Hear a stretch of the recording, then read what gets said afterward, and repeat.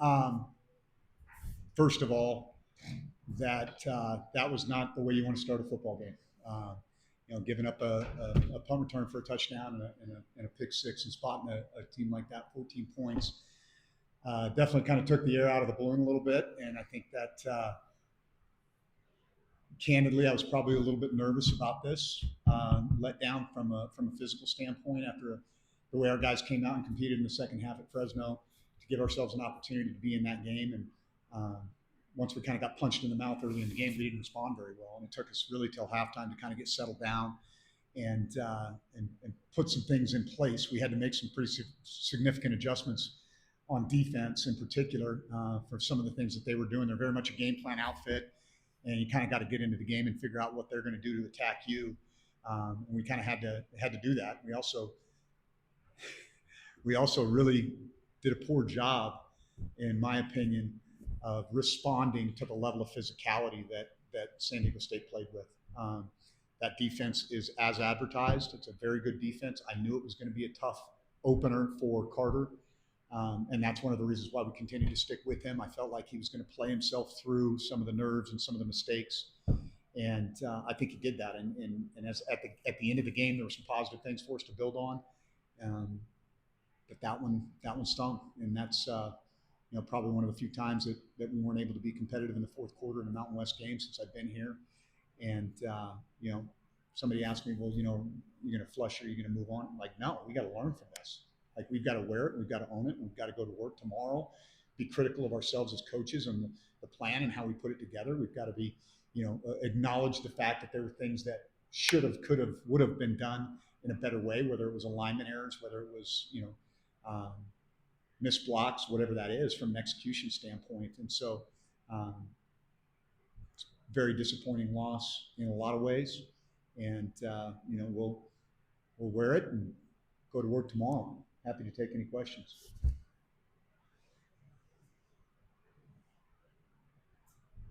When the team's up by two scores, just 3 minutes into the ball game, what does that do for the rest of the ball game for you guys?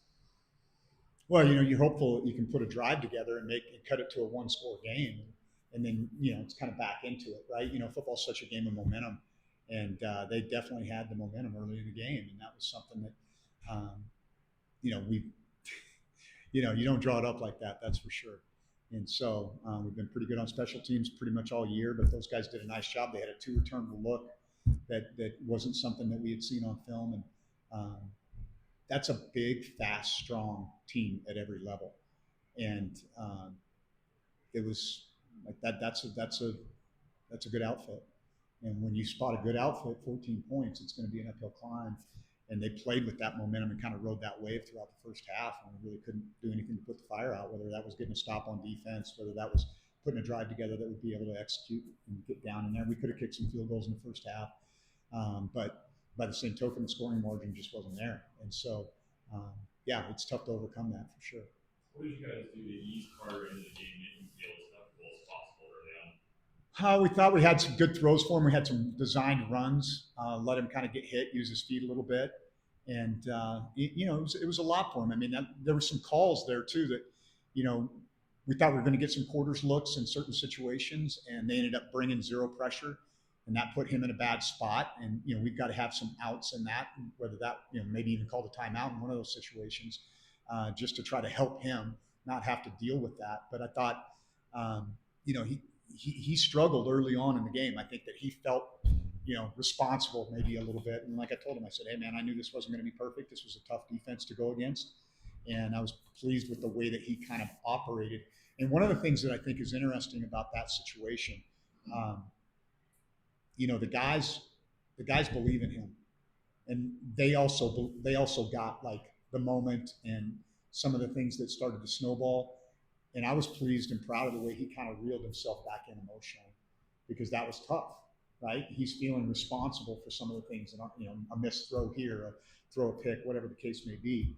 And I was pleased with the way he kind of regulated his emotions as the game went on and kind of calmed down and operated.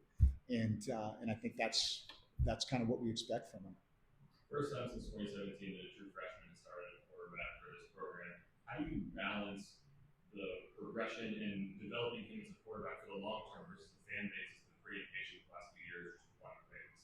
Yeah, well, I think that is a balancing act, and I think if I didn't feel like Carter was prepared to lead this program, I wouldn't have put him out there. And I don't think that any one individual was going to be responsible for how things went tonight. You can point to the pick six, but interceptions have been a consistent problem for us throughout the course of the year. So it's not like one guy's going to throw less than the other necessarily. It's just hey, the ball sailed on him, and yeah, he had an open receiver on that route, and it's just a lot of times you got to live through some of that to get to the good stuff. And I really feel like he's a talented young player who has the confidence of his teammates, and I think he'll rebound from this and learn and grow. And I think that's part of putting a kid out there in that situation. Like, I was not naive to this. I knew this was going to be a tough deal for him, and I was wanting to see how he would respond. And I think he did respond well as the game went on. And I think there's going to be that's what we're going to have to do with him, is we're going to have to lean into the positive things that he did. It's easy to point to, hey, that was a mistake, that was a mistake, that was a mistake. But we got to lean into the positive things that he did. When we got him outside the pocket and he could see the field, he did some really good things. And, he threw some good deep balls. We didn't make some plays on some. We had an and go early in the game, and we overthrew that one. Who knows? Because that would have been the opportunity to cut it to a one-score game, and you don't get those back. But he knows that too, and he'll improve from this moment too. With 2 turnovers tonight, and that is among the nation's leaders in giveaways, what's kind of changed with the team in that position? Yeah, well, I think that's an obvious observation, is that we're one of the worst teams in the country in takeaway and turning the ball over, and that was part of the reason why we made the change at quarterback. And so ultimately, you're going to live through some of that with a young guy, but I think that the growth on the back end is going to be worth it. I think this kid is dynamic, and he has the ability to. We've got to build some pieces around him, but I do think that he's got the opportunity to grow from this experience. And we don't get do-overs, man. Just turn the ball over twice against Fresno. Maybe that's a different game, but I can't. Revisionist history doesn't do us any good. We've got to move forward and stop having these self-inflicted wounds. I agree. Coach, are you going to continue to encourage Jones? I am.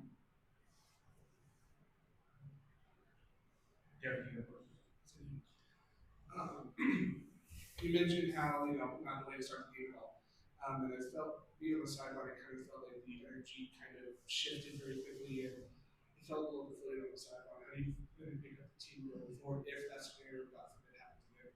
Well, I think human nature is human nature, right? That when something negative happens, oftentimes where you go is you go to that negative place. And so you got to have the ability to be really, like, it's hard to ask 18 to 22-year-olds to regulate their emotions, but that's what we're asking these kids to do. And I think that they were, I felt like our sideline was pretty solid throughout the game, even though you did feel the emotional letdown. There's no question you're going to have some of those emotional letdowns, but I liked our locker room at halftime. I liked our sideline. I actually liked our locker room after this game, in spite of the fact that it was a loss. Those guys are making eye contact. They're locked in. I think they care about each other, and they know that, playing football is assuming risk, man. Risk of bodily harm, risk of failure, risk of ridicule. That's part of the deal. That's what we sign up for. And, it takes big boys to do it. And so I think these kids will bounce back and be very, very competitive when we go to New Mexico next week. What are some of the keys just to not having things snowball, that there is still buy-in going into next week's game? I think, again, you got to kind of lean into some of the positives that did happen in the game. I think that's where it starts. You got to own what didn't work well, but you also have to maintain a.